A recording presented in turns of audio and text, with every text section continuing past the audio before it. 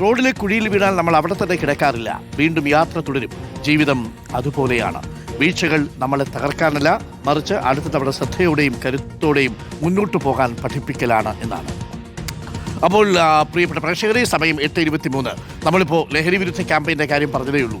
തൂഫാൻ ആഞ്ഞടിക്കുകയാണ്. കോഴിക്കോട്ട് വീണ്ടും ലഹരി വേട്ട. ഓട്ടോറിക്ഷയിൽ സഞ്ചരിച്ച് MDMA ചില്ലറ വിൽപ്പന നടത്തി വന്ന 2 പേരാണ് പിടിയിലായത്. ഇവരിൽ നിന്ന് 15 ഗ്രാമിലധികം MDMAയും കണ്ടെടുത്തു.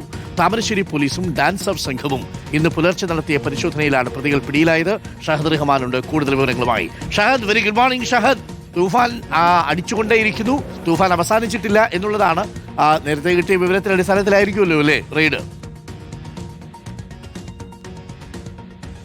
തീർച്ചയായും ഡോക്ടർ അരുൺകുമാർ, അങ്ങനെ തന്നെയാണ്. കാരണം തൂഫാന്റെ ഭാഗമായി കോഴിക്കോട് ജില്ലയിൽ വ്യാപകമായിട്ടുള്ള പരിശോധനകൾ നടന്നുകൊണ്ടിരിക്കുകയാണ്.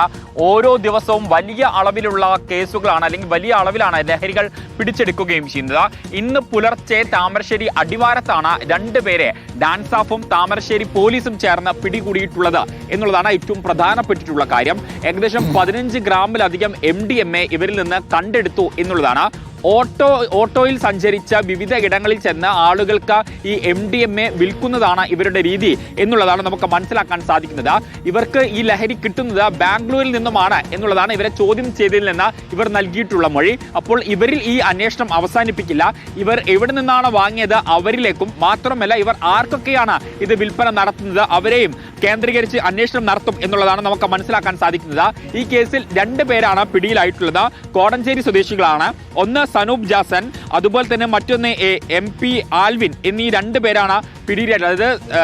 സനൂപ് സാജൻ, ഒപ്പം തന്നെ MP ആൽവിൻ, ഈ 2 പേരാണ് ഈ കേസുമായി ബന്ധപ്പെട്ട് പിടിയിലായിട്ടുള്ളത്. ഇവരുടെ ഓട്ടോയും കസ്റ്റഡിയിൽ എടുത്തിട്ടുണ്ട്.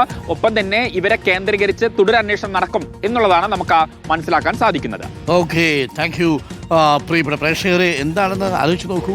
എന്നിട്ടും എത്ര പിടിച്ചാലും ഈ അക്ഷയഖനി എന്ന് പറയുന്നത് പോലെ പിടിക്കുന്നതോറും ഇങ്ങനെ കൂടി വരുന്നതാണ് നമ്മൾ കണ്ടുകൊണ്ടിരിക്കുന്നത്. പക്ഷെ പിടിക്കാതിരിക്കാൻ പറ്റില്ലല്ലോ. സമൂഹം പൊതുജാഗ്രത പാലിക്കുക. ഇത്തരത്തിൽ കച്ചവടം നടത്തുന്ന ആളുകളെയൊക്കെ സമൂഹം ഒന്ന് സ്കെച്ച് ചെയ്തിട്ട് വെച്ചിരിക്കുന്നതെന്നല്ല, കയ്യേറ്റം ചെയ്യേണ്ട. പെരുമ്പാവൂര് ചെയ്തതുപോലെ അബദ്ധവും.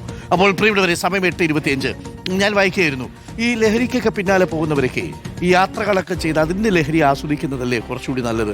അനാവശ്യമായിട്ട് ഇത് വല്ലതും ഇങ്ങനെ വലിച്ചു കയറ്റിയിട്ട് എവിടെയെങ്കിലും ഇങ്ങനെ ഇരുന്ന് അന്തം വിട്ടിരുന്നിട്ട് വല്ല കാര്യമുണ്ടോ?